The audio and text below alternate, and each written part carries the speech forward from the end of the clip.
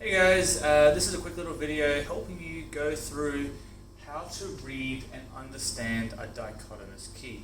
So you've had a look at the classification and why we have classification for animals and plants and humans, even though we are animals as well. But now we're going to be using a certain key, certain key that we use called a dichotomous key to be able to classify or use it to help us classify certain things. So I've got a nice example up on the board. So on this side here I have 4 stick figures and they're all slightly different. Now these have made up names, but we do need to classify them into their made up names. Now if we just gave you the made up names, I'm sure you guys are smart enough to work it out, especially with these ones, but when we get to more complicated ones it's much more difficult to actually understand, and especially if we're doing real life versions of these. So I'm going to show you the steps for this really easy one, and then you can follow those same steps with much more difficult questions and still be able to get the right answer. Alright, so first thing we've got is we have our 3 stick figures. So what we want to do is we want to try and find the name or the scientific name for these stick figures. So first one, the easiest way to start is just to pick one and work your way through. So I want to pick this one.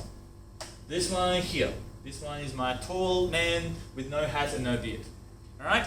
So first thing we do with every dichotomous key is we start at number 1. It makes sense. And with a dichotomous key, ooh, that's an itchy forehead. With a dichotomous key you're always going to have 2. Only ever 2, because otherwise if you have 3 it makes it a bit more complex, but you always have 2 options. So, in option 1, is my stick man tall or is he short? So let's have a look. Well, he's not short, so let's call him tall. So we go along, and our answer is we go to question 2, which means we don't have the name yet. The answer isn't go to question 2, that's not his name. So we go to the next one, and we look at these 2 questions. Is my original man wearing a hat? No. So the other option is not wearing a hat. So we follow that along, go to 3, or go to question 3. And we're like, gotta do one more. Come on, sir, there's too many steps. So last one, number 3. Does my plain man have a beard? And you're like, oh, no, he doesn't. So he has no beard.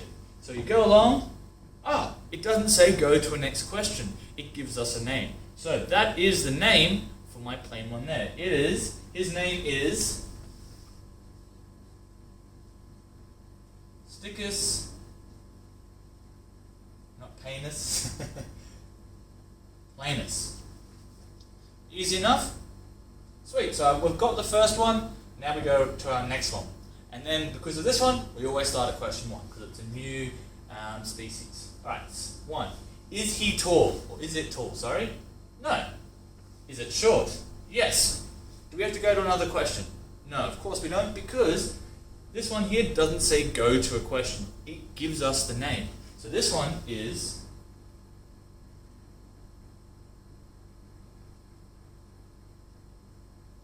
Stickus shortus. Look, these are silly names, but Latin kind of sounds silly some of the time.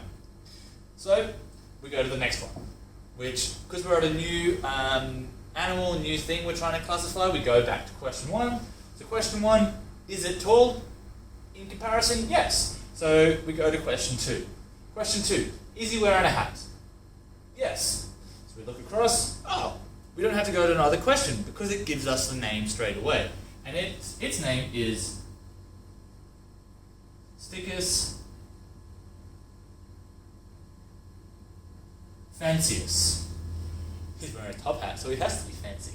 Alright?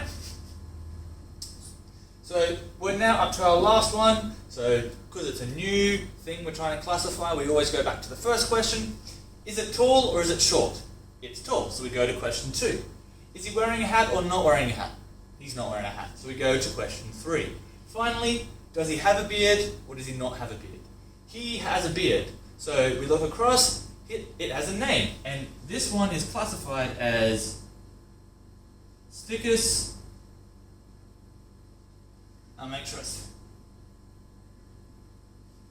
Stickus beardicus. Now, we'll have a look, and we look, and we've classified all of our stick figures.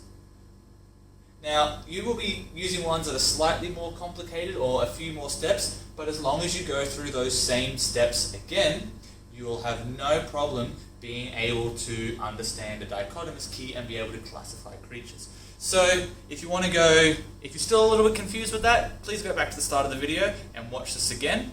If not, please attempt the questions either below or above. I don't know where I'm going to be putting this on the OneNote. And if you're all good with that, I'll catch you in the next video.